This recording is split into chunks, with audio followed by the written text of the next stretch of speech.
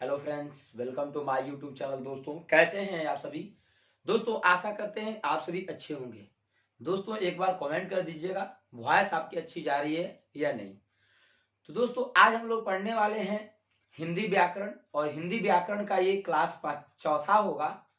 Class चौथा में हम लोग यही बात करने वाले हैं दोस्तों टॉपिक में कि संयुक्त व्यंजन क्या होता है और संयुक्ताक्षर व्यंजन में क्या होता है और दोनों में डिफरेंट क्या होता है। दोस्तों, यही आज के टॉपिक में हम लोग बात करने वाले हैं। तो चलिए दोस्तों, वीडियो को स्टार्ट करते हैं। वीडियो को स्टार्ट करने से पहले आपसे एक छोटा सा रिक्वेस्ट करते हैं दोस्तों, अगर आप चैनल पर नए होंगे तो चैनल को सब्सक्राइब कर लीजिएगा।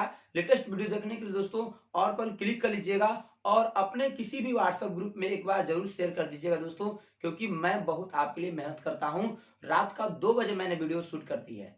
क्लियर है दोस्तों? तो चलिए, उम्मीद करते हैं आप लोग शेयर कर दिए होंगे। यहाँ पर देखिए, हम लोग संयुक्त व्यंजन पढ़ने का प्रयास करेंगे। तो आइए एक बार संयुक्त व्यंजन को समझते हैं। ध्यान से समझो सभी कैंडिडेट, ऊपर देखिएगा ध्यान से सभी लोग।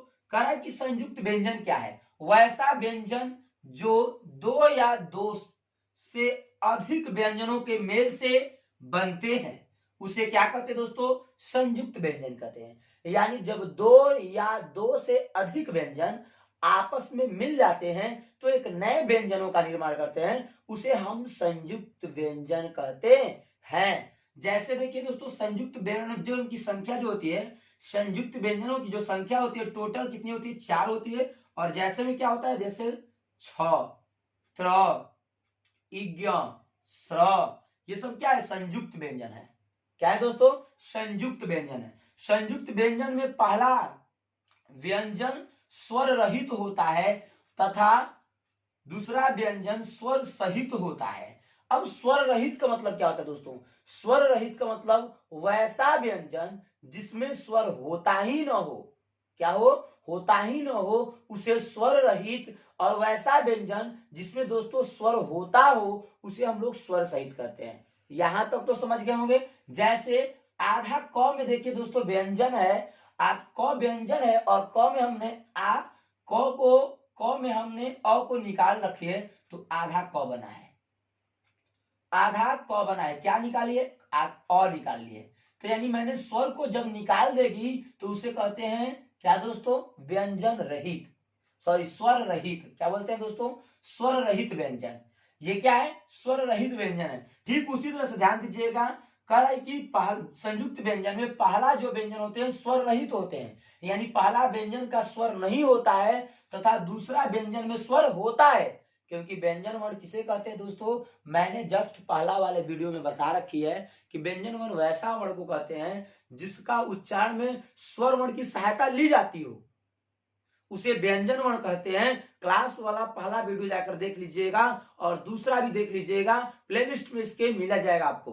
क्लियर? उम्मीद करते हैं आप लोग यहाँ तक मेरी बात को क्लियर होंगे। यानी कहने का मतलब वैसा व्यंजन वर्ण जिसमें स्वर न हो, उसे हम कहते हैं दोस्तों, है ना, व्यंजन स्वर रहित है। व्यंजन वो क्या है? स्वर रहित है। जैसे देखिए आधा क जो है ना, ये व्यंजन स्वर रहित है। अब आधा क में स, मूर्धन्य स। कौन सा स दोस्तों? मूर्धन्य स। और कभी कभी बुकों में तो केवल आधा क और स लिखता है तो छ लिख देता है, लेकिन हमने टोटल आपको बता रखी है कि उसमें होता क्या क्या है। आधा क प्लस स और अ भी होता है दोस्तों। क्या होता है? अ भी होता है। तो तीनों वर्णों को मिलने से एक नया वर्ण बना। क्या नाम है इसका? क्या नाम है इसका? छ नाम है। यानी अभी तो व्यंजनी वर्ण बना, यानी एक नया वर्ण इसमें बनता है। यानी संयुक्त व्यंजन में एक नया वर्ण बना। क्या बना दोस्तों? आधा क प्लस मूर्धन्य स प्लस अ को मिलाया तो छ बना। जैसे मैं इसका लिख दिया हूं, रक्षक, भक्षक, क्षोभ और क्षय। छ से बनने वाले शब्द भी इसके बगल में लिखा हूं। क्लियर है? यहां तक तो क्लियर होंगे। उम्मीद करते दोस्तों आप लोग मेरी बात को समझ रहे होंगे, अच्छी तरह से समझ में आ रही है। तो एक प्यारा सा अपने भाई के लिए लाइक कर दीजिएगा, चैनल को सब्सक्राइब जरूर कर दीजिएगा दोस्तों। यहां पर देखिए आधा तो, आधा र, आधा तो र, आधा तो र प्लस अ को मिलने से क्या बनता है? त्र। क्या बनता है दोस्तों? त्र। क्या बनता है? त्र। आधा तो क्या है दोस्तों? व्यंजन स्वर रहित है, यानी इसमें कोई व्यंजन नहीं है। क्लियर होंगे? अब उसी तरह से आधा ज, यहाँ पर आधा ज प्लस य प्लस अ क्या हो गया, ज्ञ हो गया। क्या हो जाएगा, ज्ञ हो जाएगा। ये देखिए दोस्तों, अब इसका देखिए त्र का एग्जाम्पल क्या है, सर्वत्र है, पत्रिका है, त्रिकोण है। उसी तरह से आधा ज प्लस य प्लस अ रहेगा तो ज्ञ हो जाएगा, तो सर्वज्ञ हो गया, है ना, सर्वज्ञ हो गया, ज्ञाता हो गया, विज्ञान होगा, ठीक है, इत्यादि। यानी आधा सौ प्लस र प्लस अ रहे तो श्र बन जाएगा, श्रम होगा, स्वर्ण होगा, परिश्रम होगा। लेकिन सारी बात को तो आपने समझ ली, लेकिन एक बात बहुत ज्यादा इंपोर्टेंट होते हैं जो आपको बहुत अच्छे से समझना होगा। क्या दोस्तों, यही समझना है कि संयुक्त व्यंजन में दो अलग अलग व्यंजन मिलकर एक नया व्यंजन बनाते हैं दोस्तों, एक नया व्यंजन का ही निर्माण होता है। जैसे देखिए आधा क प्लस सौ प्लस अ दोनों तीनों मिलकर एक नया व्यंजन छ बनाया है, क्लियर है, उसे हम लोग संयुक्त व्यंजन कहते हैं, ध्यान समझिएगा। अब हम लोग आते हैं, समझने का प्रयास करते हैं संयुक्ताक्षर।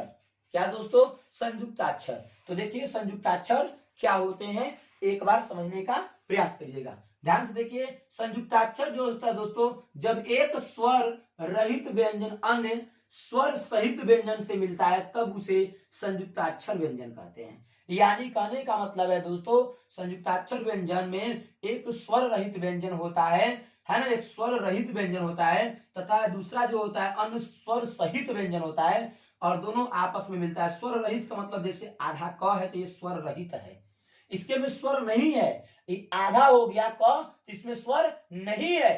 तो जब आधा क में स्वर नहीं होता है और यहाँ पर देखिए दोस्तों त में स्वर होता है, तो दोनों मिला तो क्या बना, आधा क अत बना। इसका प्रयोग कैसे करते हैं दोस्तों, संयुक्त में करते हैं। क्या करते हैं, संयुक्त में करते हैं, क्लियर होंगे। आधा सौ क्या है, आधा सौ प्लस थ, आधा सौ को क्या कहते हैं दोस्तों, स्वर रहित व्यंजन। क्या बोलते हैं, स्वर रहित। और थ को क्या बोलेंगे दोस्तों, स्वर सहित। स्वर सहित का मतलब उसमें स्वर हो, जिसमें स्वर होता है उसमें स्वर सहित बोलते हैं, जिसमें स्वर नहीं होता है उसे स्वर रहित बोलते हैं।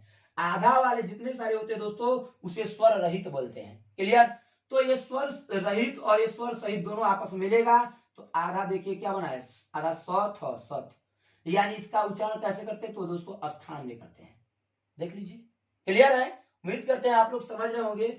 आधा सौ और वह स्व बना तो स्वाद बन गया, इससे क्या बना दोस्तों, स्वाद। यानी आधा सौ और वो मिला तो एक नया वर्ण नहीं बना यहाँ पर दोस्तों, ध्यान से समझिए। यहाँ पर स्व ही बन रहा है, स्व ही बन रहा है, लेकिन यहाँ पर देखिए एक नया, दोनों मिला, दोनों या तीनों जब मिला दोस्तों तो एक नया वर्ण का निर्माण हुआ। यानी छ का एक नया वर्ण है ना, व्यंजन वर्ण में एक नया छ वर्ण का निर्माण हुआ ना। लेकिन यहाँ पर क्या हुआ, नहीं हुआ ना। तो यानी संयुक्त व्यंजन वही होता है जो एक नया वर्ण का निर्माण करे। यहाँ पर मैंने लिखवाया है कि संयुक्त व्यंजन में दो अलग अलग व्यंजन मिलकर एक नया व्यंजन बनाता है, क्लियर है। यहाँ तक तो क्लियर होगा। उसी तरह से यहाँ पर ध्यान समझिएगा, आधा सौ वह मिला तो एक नया व्यंजन नहीं मिला दोस्तों, यानी स्वय बना, यानी स्वाद बना। क्या बना, स्वादी तो बना, क्लियर है। उम्मीद करते हैं दोस्तों आप लोग मेरी बात को समझ रहे होंगे। अब यहाँ पर देखिए आधा द और ध है तो क्या बना दोस्तों, दध्य, तो बना शुद्ध। क्या बना, शुद्ध बना, ध्यान दीजिए, शुद्ध बना। उसी तरह से कहा, अगला बात है कि दो अलग अलग व्यंजन मिलकर, दो अलग अलग व्यंजन मिलकर कोई नया व्यंजन नहीं बनाते हैं।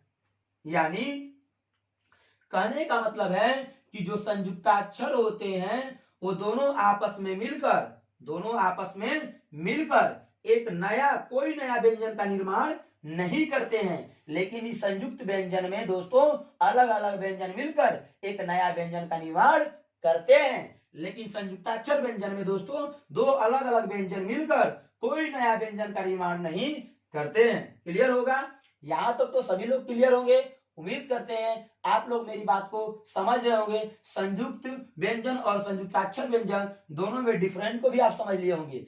संयुक्त व्यंजन फिर से समझ लीजिए दोस्तों, वैसा व्यंजन होगा जिसमें दो वर्ण आपस में मिलने से एक नया वर्ण का निर्माण हो, लेकिन जिसमें दो वर्ण आपस में मिलने से नया वर्ण का निर्माण न हो। जैसे यहाँ पर वैसा व्यंजन जब दो, है ना, दो या दो से अधिक व्यंजन मिलकर आपस में संयुक्त होते हैं तो उसे संयुक्त व्यंजन बोलते हैं। इसका पहला जो व्यंजन होता है दोस्तों स्वर रहित होता है, उसी तरह से इसमें भी पहला व्यंजन जो होता है दोस्तों स्वर रहित होता है, दूसरा स्वर सहित होता है। सेम बात होती है, बस अंतर यहाँ पर है कि इस वाले में ध्यान समझिएगा, संयुक्त व्यंजन में है ना एक नया क्या होता है व्यंजन बनता है, और संयुक्ताक्षर में एक नया व्यंजन का निर्माण नहीं होता है। यहां तक तो क्लियर होंगे।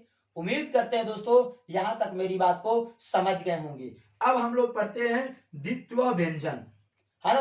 द्वित्व व्यंजन जब शब्द में एक ही वर्ण दो बार मिलकर प्रयुक्त हो तब उसे द्वित्व व्यंजन कहते हैं। यानी वैसा व्यंजन जो एक ही शब्द में, वैसा व्यंजन एक ही वर्ण में दो बार मिलकर प्रयुक्त होता है तो उसे हम लोग क्या कहते हैं दोस्तों द्वित्व व्यंजन कहते हैं।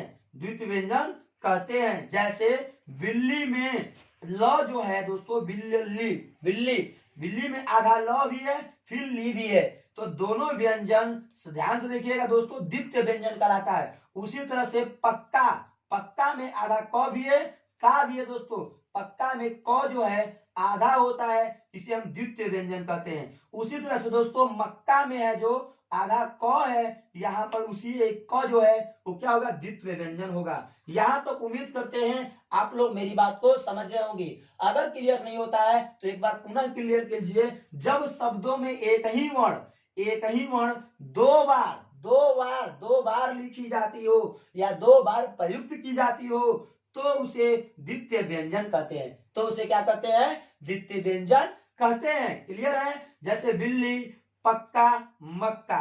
अब ध्यान से समझिएगा दोस्तों, द्वितीय व्यंजन में सभी पहला व्यंजन स्वर रहित होते हैं तथा है ना दूसरा व्यंजन स्वर सहित होते हैं। यानी द्वितीय व्यंजन उसे व्यंजन कहते हैं जिसका पहला जो व्यंजन होता है दोस्तों स्वर रहित। स्वर रहित का मतलब आधा ल, आधा दोस्तों क, आधा क। ये देखिए पहला ये पहला व्यंजन जो है दोस्तों, पहला व्यंजन स्वर रहित हो कह रहा है ना, तो पहला व्यंजन में आधा क है, इसका मतलब इसमें स्वर नहीं है। स्वर रहित का मतलब होता है वैसा व्यंजन जिसमें स्वर न हो, अर्थात वह आधा हो, उसमें हलंत लगा हो, उसे हम क्या कहते हैं दोस्तों व्यंजन का स्वर सहित कहते हैं। यानी कहने का मतलब है कि जो मक्का है तो मक्का में आधा जो क है वह क्या है दोस्तों, तो वह वैसा व्यंजन है जिसमें स्वर नहीं है, यानी स्वर रहित व्यंजन है। क्लियर होंगे। स्वर सहित व्यंजन वैसा व्यंजन जिसमें स्वर उपस्थित होता है उसे हम स्वर सहित व्यंजन कहते हैं। यहाँ तक उम्मीद करते हैं आप लोग मेरी बात को समझ गए होंगे। मेरी बात समझ में आती है तो एक प्यारा सा लाइक कर दीजिएगा दोस्तों, चैनल को सब्सक्राइब करके लेटेस्ट वीडियो देखने के लिए दोस्तों और पर क्लिक कर लीजिएगा। मिलते हैं दोस्तों नेक्स्ट वीडियो में एक नए वीडियो के साथ। जय हिंद दोस्तों।